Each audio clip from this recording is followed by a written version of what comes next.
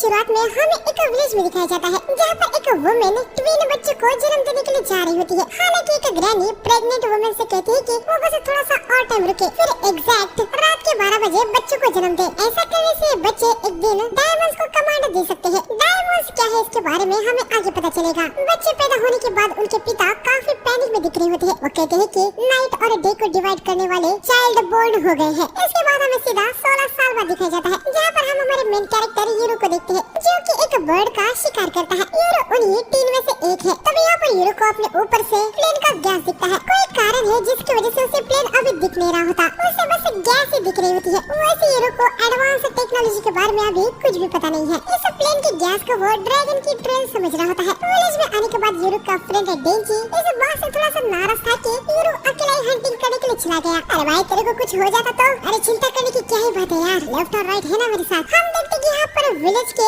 Entrance में 2 statues होते हैं, इनका नाम लेफ्ट और राइट है। खैर आगे हम देखते हैं कि यूरो यहाँ पर अपनी ट्विन सिस्टर के पास आता है। इसका नाम आशा है और पता नहीं क्या कारण है लेकिन आशा को ऐसे ही बंदी बना के रखा है। कारण हमें आगे पता चलने वाला है। हंटिंग करना यूरो ने ये मैन अपनी बहन आशा के लिए सीखा होता है। अगर वो हंटिंग करता है तो ही इनको अच्छा खाना मिल सकता है, वरना इस साल विलेज ड्राई है। इस साल के क्रॉप्स ढंग से उगे नहीं है, उस वजह से इनको भरपेट खाना नहीं मिल सकता। भैया क्या काम करने के लिए एडल्ट्स को माउंटेन के नीचे जाना होगा? शायद से हो सकता है। क्या आप भी काम ढूंढने के लिए जाएंगे? ये तुम क्या कह रहे हो? बिल्कुल भी नहीं। आखिर मैं अपनी हंटिंग स्किल पे इतना काम क्यों कर रहा हूँ? बेहतर हंटर बनने के बाद मुझे नीचे जाके काम करने की कोई भी जरूरत नहीं है। भैया हमारे पेरेंट्स ने जैसे हमें छोड़ दिया वैसे तुम भी मुझे छोड़ के नहीं जाओगे ना? आशा चिंता मत करो, मैं विलेज को छोड़ के कभी भी नहीं जाऊंगा। जब तक तुम यहाँ पर हो मैं यहीं पर रहूंगा। मैं तुम्हें हमेशा प्रोटेक्ट करूंगा, ठीक है? ये सुन के आशा को बहुत ही अच्छा लगता है। तभी एक लड़की आके यूरो को कहती है कि सेलर डेरा आई है। यूरो डेरा के पास आता है। यूरो कैसे हो? तुम्हें कुछ चाहिए क्या? बताओ। नहीं मुझे कुछ भी नहीं चाहिए। लेकिन हम देखते कि डेरा यूरो को एक बॉल देता है। डेरा और इनकी काफी जान पहचान होती है। डेरा ऑलरेडी जानता है कि यूरो अपने लिए कुछ भी नहीं खरीदता, बस अपने बहन के लिए कुछ लेता है। डेरा यहाँ से चला जाता है। ये दोनों छोटे मोटे काम कर रही होती है। तभी इन दोनों को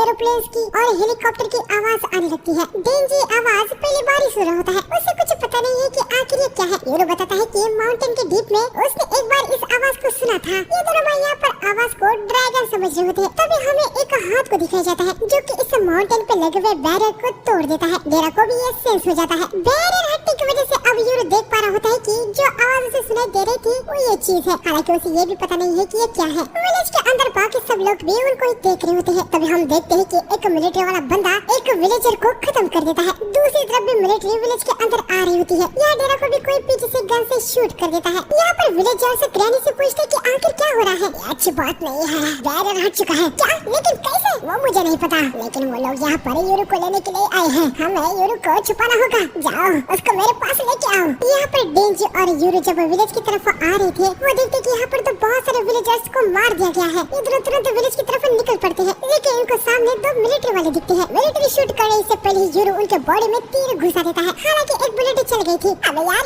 ये क्या था? पता नहीं वो क्या था, पर काफी घातक लग रहा है। ये दोनों आके इनको किक जड़ देते हैं। आगे विलेज के एंट्रेंस के पास आ जाते हैं। यहाँ पर यूरो लेफ्ट और राइट पे लगे हुए एक शॉर्टकट रास्ते को ओपन करके आशा की तरफ निकल पड़ता है। डांजी भी अपनी मॉम को बचाने के लिए जाता है। इसके बाद हमें विलेज में एक लड़की को दिखाया जाता है जहाँ पर हम देखते हैं कि वो कोई पावर का यूज करके विलेजर्स को खत्म कर रही होती है। एक छोटी बच्ची की मॉम को भी वो उसके सामने ही मार देती है और आके लड़की से कहती है कि चिंता मत करो, मैं बच्चों को बाइट नहीं करती। साइड में एक बंदा जिंदा था लेकिन वो उसे भी खत्म कर देती है। वो छोटी बच्ची ये सब देखने के बाद अब बेहोशी हो जाती है। इस लड़की का नाम गाबी होता है। वो किसी को फोन करती है और कहती है कि मिडिल ईस्ट का एरिया स्टोर हो गया है, ग्राउंड फोर्सेस अब ऊपर आ सकते हैं। लेकिन गाबी को ग्राउंड वाले फोर्सेस से कोई भी रिस्पांस नहीं आता। हम देखते कि डेरा ने यहाँ पर ग्राउंड के फोर्सेस को खत्म कर दिया होता है। डेरा को यहाँ पर एडवांस टेक्नोलॉजी के बारे में सब कुछ पता है। डेरा एक्चुअली में कौन है इसके बारे में हमें आगे पता चलने वाला है। खैर अभी वो हाना नाम की एक लड़की को फोन करके बताता है कि विलेज का बैरियर हट चुका है, वो नीचे उसका वेट करे, वो थोड़ी देर में वहाँ पर आ जाएगा। इसके बाद हमें एक लड़की को दिखाया जाता है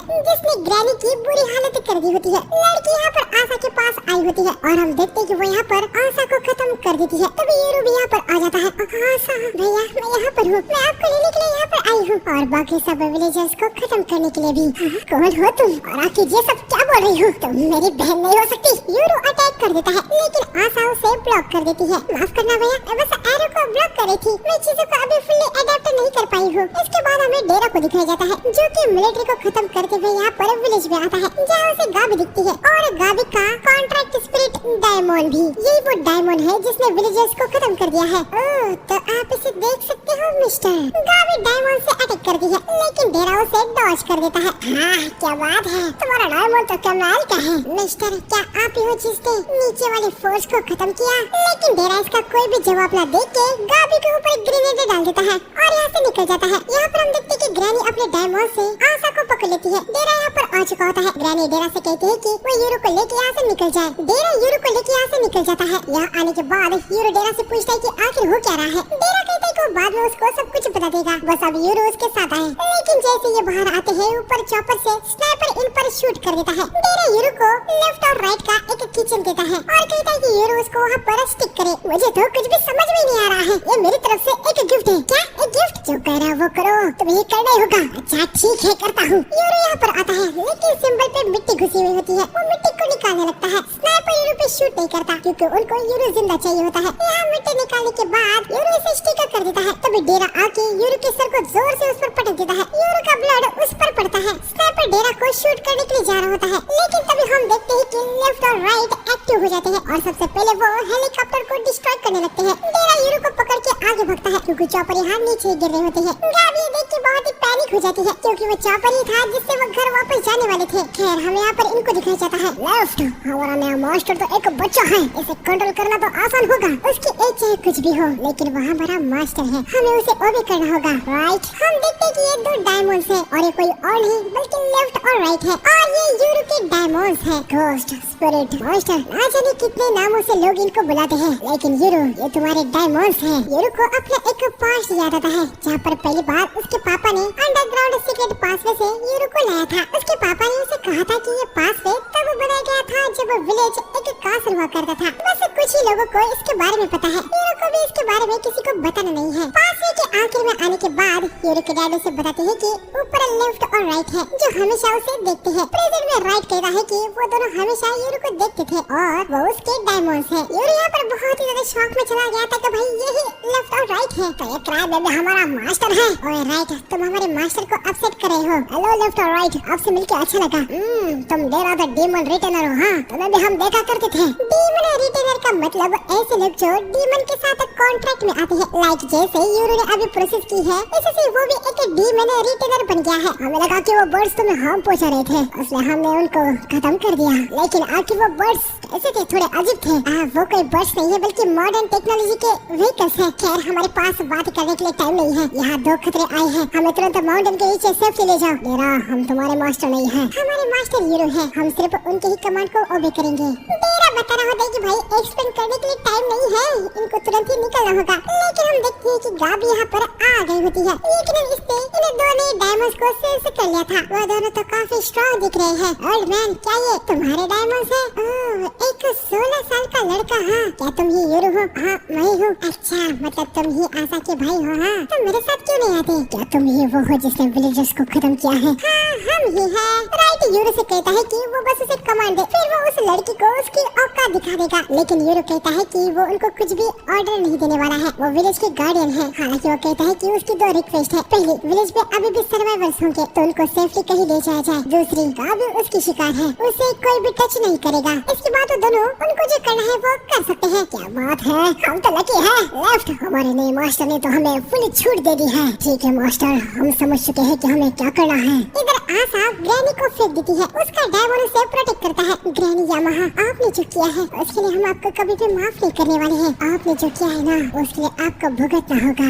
इतना कह के आशा यहाँ से निकल जाती है। जाते समय आशा को डांजी और उसकी मॉम दिखती है। हालांकि आशा उनको कुछ भी ना करके यहाँ से निकल जाती है। यहाँ राइट तेजी से गावी की तरफ निकलता है। टूट डायमंड सामने आ जाता है लेकिन राइट जंप लगा के वेज की तरफ निकल जाता है। हालांकि जाने से पहले वो गाबी से कहता है कि उसकी दूसरी हाफ बहुत ही गर्म दिमाग वाली है तो उससे बच बच के रहे। लेफ्ट यहाँ पर आके टूथ को किक चढ़ देती है, लेकिन यूरो ने बस गावी को ही टच न करने के लिए कहा है। टूथ डीमन की वो अच्छे से धुलाई कर सकती है। यूरो यहाँ पर गावी के पैर में तीर घुसा देता है। यूरो एक और तीर मारने के लिए जा रहा होता है। गावी अपने डायमंड को बुला के यहाँ से भागने लगती है। यूरो भी उसके पीछे निकल जाता है। ये देखने के बाद डेरा भाई पैनिक हो जाता है। वैसे जितना हो सके उतना जल्दी माउंटेन से निकलना जो है। खैर वो इस किचन को उठा लेता है। हमें विलेज में दिखाया जाता है जहाँ राइट आके इस लड़की को उठाता है, लेकिन लड़की उसे देख नहीं पा रही होती है। राइट अपने आप को दिखाता है, लेकिन राइट को देखते ही वो बेचारी फिर से बेहोश हो जाती है। हम देखते कि राइट ने जितने भी हो सके उतने सर्वाइवर को यहाँ पर ला दिया होता है। हालांकि वो सभी बस बच्चे थे, पता नहीं क्या कारण है, लेकिन सभी मुझे देखने के बाद तो बेहोश ही हो गए। बाहर आने के बाद राइट के सामने आशा आती है। ओह तो तुम मुझे देख सकती हो है ना। आशा राइट पे हमला कर देती है, लेकिन राइट चिल्ला के उसे ब्लॉक कर देता है। एक हेलो भी नहीं। हाँ तुम्हारे पास जो पावर है वो खतरनाक है, लेकिन उससे तुम मेरा कुछ भी नहीं कर सकती। वैसे मैं अभी तुमसे फाइट करने के लिए तैयार हूँ और मेरे मास्टर के ऑर्डर्स के लिए। लेकिन आगे कुछ कहने से पहले ही आशा उसकी बात सुने बिना यहाँ से निकल जाती है। इन दिनों के बच्चे अलग ही हैं, बात भी नहीं सुनते। तभी राइट को आशा के ब्लड से कुछ जानी पहचानी खुशबू आती है। यहाँ गावी ने अपने आप को बचाने के लिए सामने टूथ डीमन को लगा दिया होता है, लेकिन लेफ्ट अपनी स्ट्रेंथ से टूथ को ओपन कर देती है और इसके बाद यूरो गावी के शोल्डर पर तीर मार देता है, जिससे गावी को बहुत ही पेन हो रहा होता है। तभी आशा आके सामने हमला कर देती है, जिससे दीवार लेफ्ट के ऊपर पड़ जाती है। यूरो यहाँ आशा से पूछता है कि आखिर वो कौन है। आशा बताती है कि वो तो उसकी सिस्टर है, लेकिन यूरो को इस बात पे यकीन नहीं हो रहा था, क्योंकि आशा उसे ऐसे बड़ी और उसका बिहेवियर भी अलग दिख रहा था। आशा बताती है कि बाहर की दुनिया में न्यूट्रिशन से ज्यादा है और वो बहुत कुछ से गुजरी है, तो वो रियल में ऐसे ही है। तभी राइट यहाँ पर आता है और वो बताता है कि आशा के ब्लड से उसे यूरिक की स्मेल आ रही है। वो दोनों सिबलिंग्स हैं। फिर अभी तक जो आशा थी आखिर वो कौन है। रियल आशा बताती है कि वो एक इम्पोस्टर है। 10 साल पहले जब यूरो और आशा के पेरेंट्स आशा को लेके विलेज से भागे थे, ग्रैनी और बाकी सबको डर था कि यूरो भी इसे विलेज को छोड़ के भाग जाएगा। यूरो इसे विलेज में रहे, इसलिए उन्होंने एक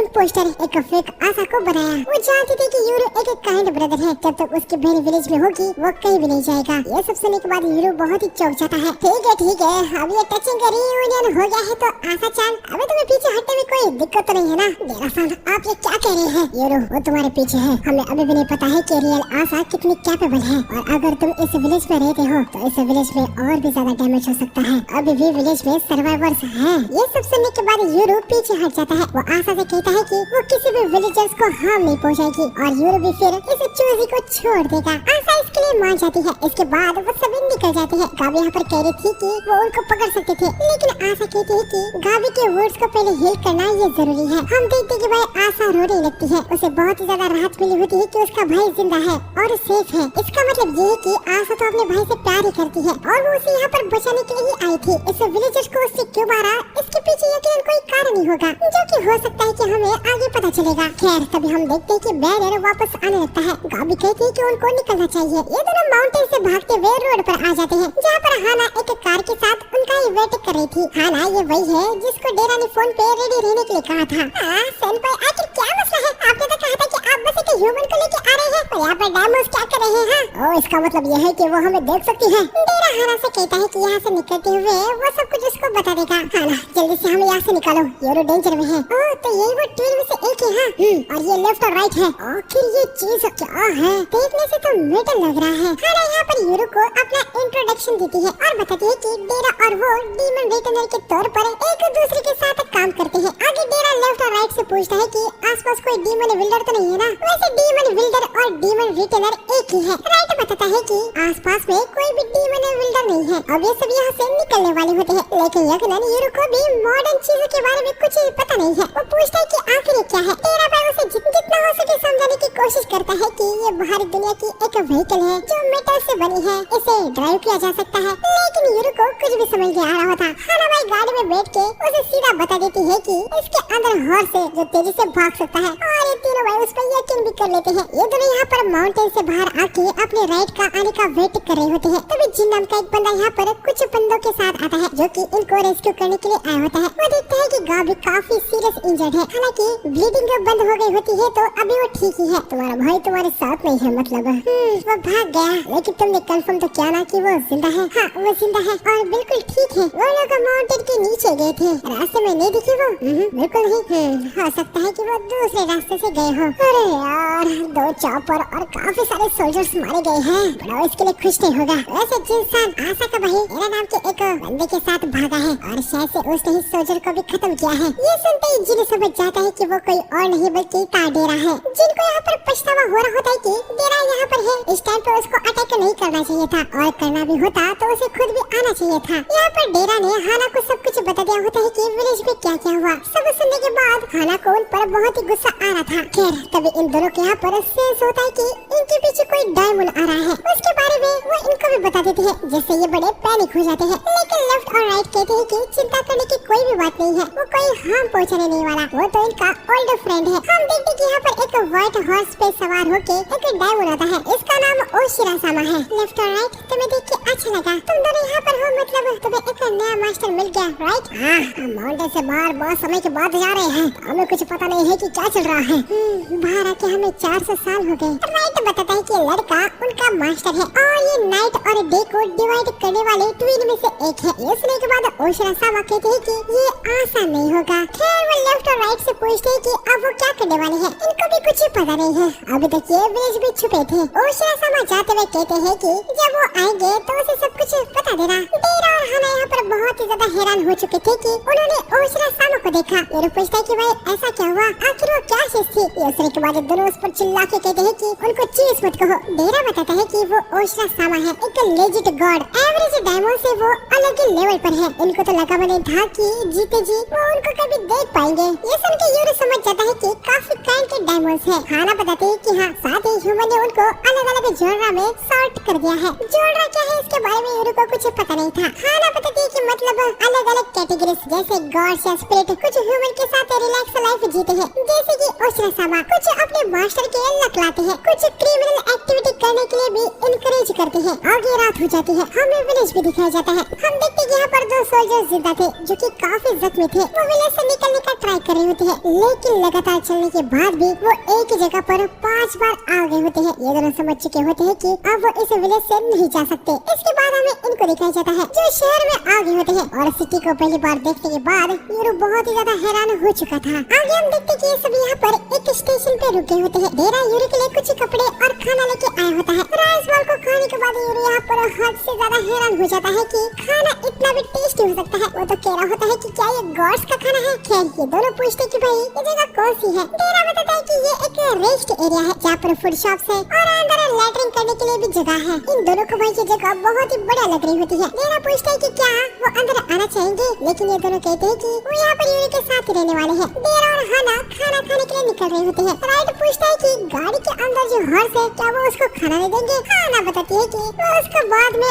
ऑयल देने वाली है। खैर यहाँ पर रेस्टोरेंट में खाना खाने के बाद डेरा हाना को बताता है कि डेरा अब अपने पुराने रेगुलर घर में नहीं जा सकता क्योंकि आशा और बाकी सब ने उसे देख लिया है। उसको कोई और लोकेशन चाहिए होगी और साथ में यूरो को प्रोटेक्ट करने के लिए उनको उसके फेक मॉम डैड बनना होगा। ये सुनने के बाद हाना को बहुत ही ज्यादा गुस्सा आ जाता है। वैसे भी उसे बच्चे कुछ पसंद नहीं है, लेकिन हिगाशी विलेज की डायमंड रिटर्नर होने के नाते उसके पास कोई चॉइस नहीं थी, उसे डेरा की हेल्प करनी होगी। यहाँ पर यूरो ने सारा खाना खा लिया होता है। वो राइट लिप से पूछता है कि क्या वो उनके लिए कुछ खाना लाए। चिंता मत करो, हम ह्यूमंस का खाना नहीं खाते, तो मैं आपको क्या कहिए बुलाऊं? आप जो चाहे कर सकते हैं, चाहे तो आप हमें न्यू नाम भी दे सकते हैं। और हाँ, हमसे फॉर्मर होने की कोई भी जरूरत नहीं है, आप हमारे मास्टर हैं। ठीक है लेफ्ट और राइट, तुम दोनों को मेरे सिस्टर के बारे में जो कुछ भी पता है वो सब कुछ मुझे बता दो। राइट बताता है कि हिगाशी विलेज में वो बस आने जाने वाले लोगों को देखा करते थे। विलेज के अंदर क्या होता था इसके बारे में इनको भी ज्यादा पता नहीं रहता था। विलेजर्स की बातें सुन के लेफ्ट राइट को पता चला कि यूरो और आशा ये ट्विंस पैदा हुए हैं और कुछ समय के बाद उन्होंने यूरो को देखना शुरू किया। जब तुम छोटे थे तुम्हारे फादर तुम्हें हंटिंग करने के लिए ले जाते थे।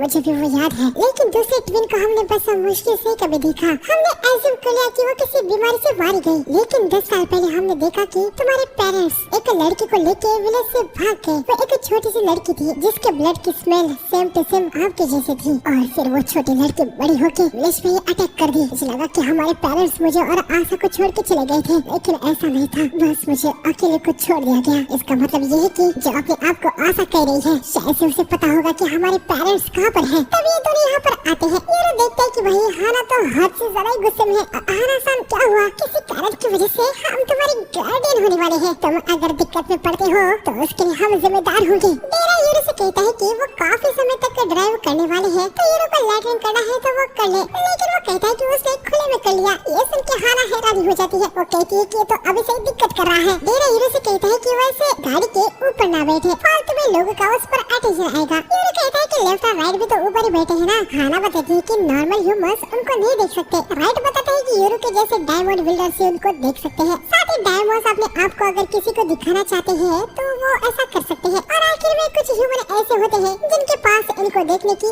एबिलिटी होती है। खैर ये सभी कहीं भी निकल पड़ते हैं। कागेमोरी क्लान जिन्होंने विलेज पे अटैक किया था, यूरो उनके बारे में डेरा से पूछता है कि क्या वो भी डीमन बिल्डर्स है। डेरा बताता है कि उनके पास कुछ डायमंड बिल्डर्स हैं। आगे डेरा यूरो को उस क्लान की थोड़ी सी हिस्ट्री बताता है कि वो क्लान हिगाशी विलेज को छोड़ के बाहरी दुनिया में रहने लगे। वो विलेज के एक ब्रांच क्लान की तरह थे। उनकी सोच अलग थी, इस वजह से वो विलेज को छोड़ के भाग गए। कुछ समय बाद डेरा और बाकी सबको बाहरी दुनिया में जो हिगाशी विलेज के कुछ खबरें थे उनसे पता चला कि यूरी की बहन आसा उस क्लान के पास है। इसके बाद हमें एक बिल्डिंग में दिखाया जाता है जहाँ हम देखते कि एक लड़की भाग रही थी। उसका कोई पीछा कर रहा था। भागते भागते लड़की लिफ्ट में चली जाती है, लेकिन मंदाया उसे खत्म करने के लिए आ जाता है। लेकिन यहाँ पर आने के बाद हम देखते हैं कि ये तो एक डायमंड है। बंदा इसको देखने के बाद हद से ज्यादा डर जाता है। हमें पता चलता है कि ये तो जिन का डायमंड है। आओई नाम की एक लड़की ने जिन से कहा था कि कोई उसका पीछा कर रहा है, इसलिए जिन ने इस मैटर को सॉल्व कर दिया होता है। शायद से जिन और दूसरे इनके साथ जो है वो ऐसे कॉन्ट्रैक्ट पे भी काम कर लेते होंगे। फिर हमें एक दूसरी लड़की को दिखाया जा रहा है जो कि सेम लिफ्ट में जा रही थी, लेकिन ये भाई डायमंड को देख पा रही होती है। ये बहुत ही ज्यादा डर जाती है। तभी जिन यहाँ पर आता है। वो उसे कहता है कि वो चिंता ना करे, वो उसको कुछ भी नहीं करने वाला